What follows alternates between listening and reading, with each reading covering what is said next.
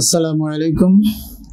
আজকে আমি একটা বিষয়ের উপর আলোকপাত করতে চাই, যেটা আমাদের অনেকেরই অভ্যাস বরাবর। শুধুমাত্র চিকিৎসা ক্ষেত্রে নয়, দৈনন্দিন কাজে অনেক সময় এই অভ্যাসটা অনেকের গড়ে ওঠে। সেটা হলো কোনো কাজে দীর্ঘসূত্রিতা করা বা বিলম্ব করা অথবা আলসেমি করা, যেটাকে ইংরেজিতে বলে প্রোক্রাস্টিনেশন। অনেকের অভ্যাস আছে, অসুখ একটা হয়েছে সেটাকে গুরুত্ব না দেয়া এবং আস্তে আস্তে দীর্ঘসূত্রিতা করতে থাকে, অনেক দিন ধরে এই রোগটাকে পুষে রাখতে থাকে, এর খারাপ দিকটা চিন্তা না করে। আসলে যে কোনো অসুখ যখন মানুষ চিকিৎসা না করে, কোনো রকম চিকিৎসা বা লাইফস্টাইল পরিবর্তন না করে অসুখটাকে এমনি চলে যাবে বা এটা অন্য কোনো উপায়ে, সঠিক বৈজ্ঞানিক পদ্ধতির চিকিৎসা ছাড়া বিভিন্ন উপায়ে দেশীয় চিকিৎসা, ঝাড়ফুঁক ইত্যাদির মধ্যে চলে যেতে থাকে এবং অসুখটাকে আরো জটিল পর্যায়ে নিয়ে যায়। এটা যে আসলে রোগীর জন্য কতটা বিপজ্জনক, স্বাস্থ্যের জন্য কতটা ক্ষতিকারক, সেটা অনেকেই বুঝে না। দু একটা উদাহরণ দিয়ে বোঝানো যেতে পারে। যেরকম পাইলস রোগ নিয়ে, আমরা হেমোরয়েড যে রোগ, এটা নিয়ে আমরা প্রায়ই দেখি আমাদের কাছে রোগীরা আসে, বলতে থাকে, স্যার ৩-৪ বছর আগে তো রক্ত যেত, তারপরে আমি হোমিওপ্যাথি খাওয়া শুরু করলাম বা অন্যান্য ওষুধ খাওয়া শুরু করলাম, এরপরে এটা তো ভালো হয়ে গিয়েছিল, এখন হঠাৎ করে এটা বের হয়ে এসে পড়েছে, বাইরের দিকে বের হয়ে এসেছে। এই বিষয়টা আসলে না বোঝার ফলে অনেকে মনে করে যে ভালো ছিল।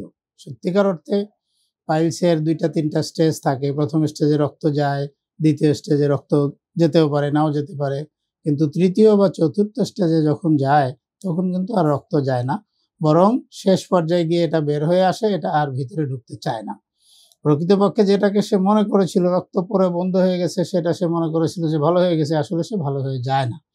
এই যে বিপদ, শেষ পর্যায়ে এটা অপারেশন লাগেই অসুখটা এমন একটা পর্যায়ে চলে যায় যখন খরচ এবং ভোগান্তি দুটোই বেড়ে যায়। সব ক্ষেত্রে, যেরকম হার্নিয়া, অনেক ক্ষেত্রে রোগীরা বলে যে আমার তো ব্যথা করে না, কোনো অসুবিধাও নাই, খালি একটু ফোলা আছে, এটা অপারেশন না করলে কি হবে? অপারেশন না করলে সবচেয়ে বিপজ্জনক যেটা হতে পারে, হঠাৎ করে বাইরে এসে এটা আটকে যেতে পারে এবং ৬ ঘন্টার মধ্যে অপারেশন না করলে যেটা এর ভিতরে আটকে আছে, রক্ত চলাচল বন্ধ হয়ে সেটা পৌঁছে যেতে পারে। জরুরি ভিত্তিতে তখন অপারেশন লাগে এবং এমন একটা পর্যায়ে অপারেশনের সমস্যা সামনে আসে যখন দেখা গেল শারীরিকভাবে সে অন্য কোনো অসুখের কারণে অপারেশনে আনফিট হয়ে যায়। তখন না এদিকে যাওয়া যায় না ওদিকে যাওয়া যায়, রিস্ক তখন অনেক বেড়ে যায়।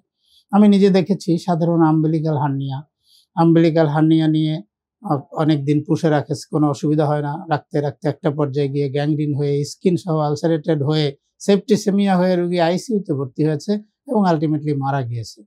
তো বিপদ ঘনিয়ে আসার আগেই চিকিৎসা ক্ষেত্রে যদি আমরা দীর্ঘসূত্রিতা না করে সঠিক সময়ে ডাক্তারের পরামর্শ নেই, সব রোগের অপারেশন লাগবেই এমন না। পাইলসের ক্ষেত্রে প্রাথমিক পর্যায়ে আসলে ওষুধের চিকিৎসা হয়, ফিশারের ক্ষেত্রে প্রাথমিক পর্যায়ে আসলে ওষুধের চিকিৎসা হয়।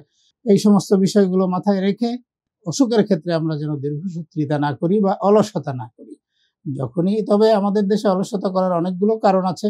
তার মধ্যে প্রথম কারণ যেটা, সেটা হলো অর্থনৈতিক। অনেকে টাকা পয়সার সমস্যার কথা চিন্তা করে যে অপারেশনে গেলেই তো অনেক টাকা লাগবে, আচ্ছা ঠিক আছে আর কিছুদিন পরে যাই, এইভাবে দীর্ঘসূত্রিতা বাড়তে থাকে। কিন্তু বাস্তবে কি, আমাদের বেশিরভাগ মানুষেরই অর্থনৈতিক অবস্থা সচ্ছল নয় বা আয়ের পথ একেবারে এমন না যে অদূর ভবিষ্যতে বিশাল একটা ইনকাম চলে আসবে।